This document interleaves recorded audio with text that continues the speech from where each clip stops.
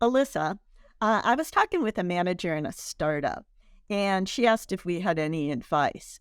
Her company is involved in some very high level but preliminary talks with another business about a possible merger. But the problem is, the news is leaked, and now she's worried that employees might jump ship.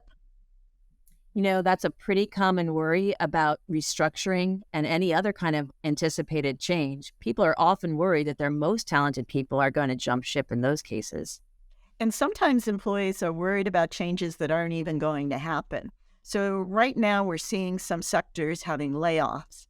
And so, an employee might start to think that their company is also going to have layoffs, even if their company is actually in great financial shape. So, what should a manager do if they're worried that employees might jump ship? Great question. Let's start with what a manager shouldn't do. And a manager shouldn't start with financial incentives. Although that's tempting, that usually gets people to stay for the wrong reasons. They're staying for the money instead of staying for the right reasons, which is going to be one of those things where you want them to be engaged and committed. So financial incentives aren't usually going to get you where you want to be with these employees.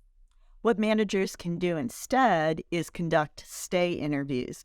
Stay interviews are a great way to learn what's important to your employees. In a stay interview, the manager asks employees, "What do you like about your work here? What could we do to make your life better here?" And a lot of times, managers are really surprised by the answers. Employees might be able to identify small annoyances, a little bit of red tape, or some faulty equipment. And fixing those problems is going to make everybody's life better. Stay interviews are a great idea, but the other place where managers can put a little energy is building relationships between employees.